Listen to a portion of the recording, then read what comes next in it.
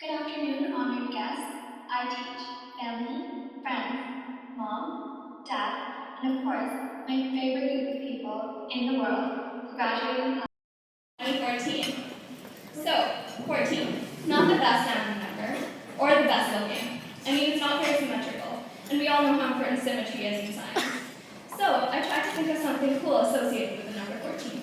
And I thought, hey, it's the atomic weight of nitrogen. But nitrogen isn't all that special. It's also the number of research projects we did in iSci, but not if you count our thesis. It's half the number of people in our graduating class, minus 2.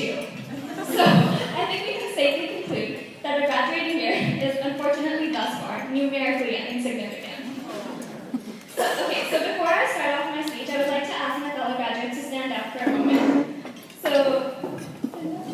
we can thank iTeach for all that you have done for us in the past 4 years. Your kindness, passion, and dedication have been critical in shaping us into who we are now.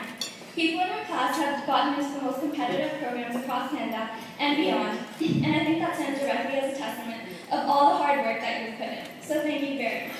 I think I speak for everyone when I say that we could not have done it without you.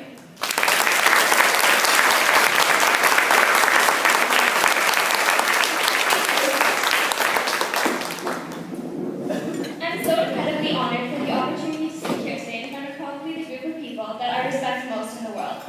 I will admit I'm by far not the most talented, organized, or intelligent person in this room. I might be the best looking, but that's hardly relevant. So I'm definitely not the most qualified person here to say anything meaningful or inspirational. But I was told by someone that they voted for me because they thought that I could fit the most information into the shortest amount of time. Think back to the debate for the energy project when I practically rapped at the end. So I prepared a little rap for you to recall some of our memories. Hit it, David! Do you not have the music? It's going. Oh. It's supposed to be going. You have it on your cell?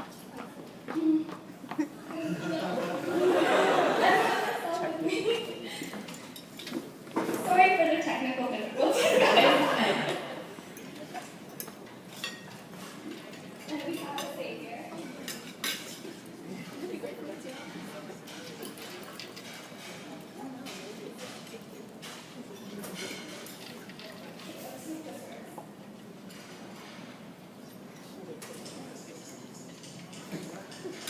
Story all about how the iSci got to where we are now. Our first class was in MDCL 1010. We had a few days before our boot camp, and for that, amen.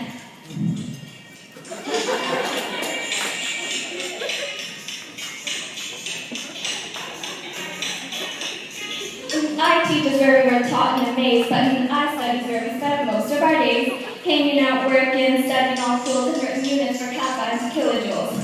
And then there was also mastering chemistry, or chat jumping on tables and phylogenetic trees. We modeled the gesticulars of cells and cancer, listen to Eric's fun facts, or his answers. Sorry, all about how the iSci got to where we are now.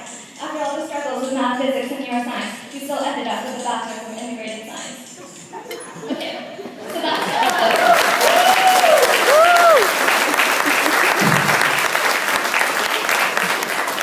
all the auditory abuse that I had for you today. It is crazy. It's crazy how far we have come. Watching the thesis presentation this year, I could not have been more proud of everyone. But this progress extends far beyond public speaking.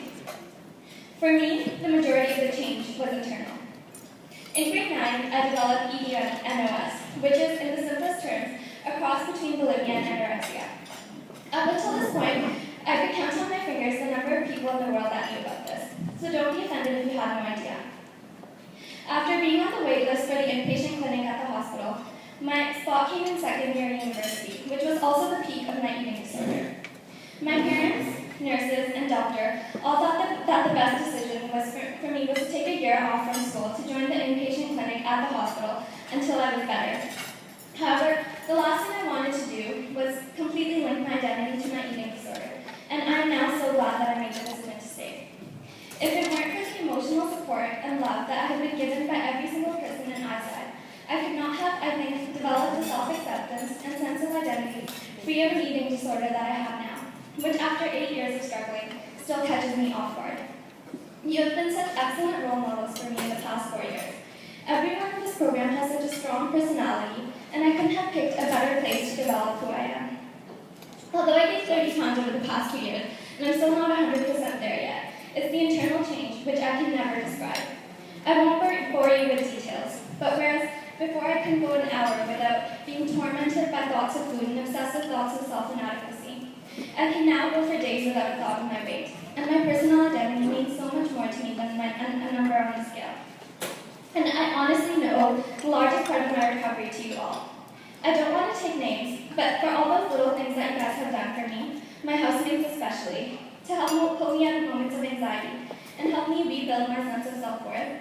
I know it wasn't fun for you, but you really helped save my life. Like I said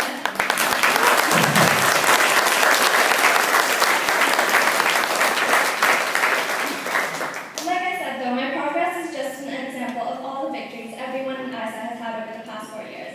One of the most beautiful things about being in such a small program is that we not only got to grow with one another, but see each other develop. And now we can look back and say that we've made it. We made it through all the times we worked tirelessly in group projects because we were all afraid to let other people in our program down. Through that speech we've memorized explaining what iSci is to people that haven't heard of it. We made it through 3-hour Tuesday night classes. If you were in quantum, we had class pretty much straight from 8:30 to 10 p.m. that day. We made it past our failures, such as not handing in RP0 on time.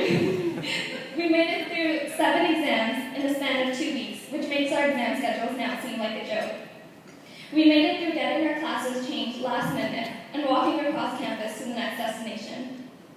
We made it through having to prepare for presentations the same day as projects were due, sometimes the same day as an exam. But we made it through all this with each other. And now that it's over, I would do anything to go back and experience it again with my best friends. But it's time to look forward instead of dwelling on the past. We have learned so much in the past 4 years and developed such a broad skill set. We have been surrounded by some of the most intelligent minds across Canada and have had the opportunity to better ourselves by learning from them. It's been a journey that we can never forget, but one that we need for our futures. And I cannot wait to see how it unfolds for all of us. I hope that we make an effort to keep in touch and continue to grow together in our futures. And hopefully, we can say that this is not the end, but just the beginning of our journey. Thank you.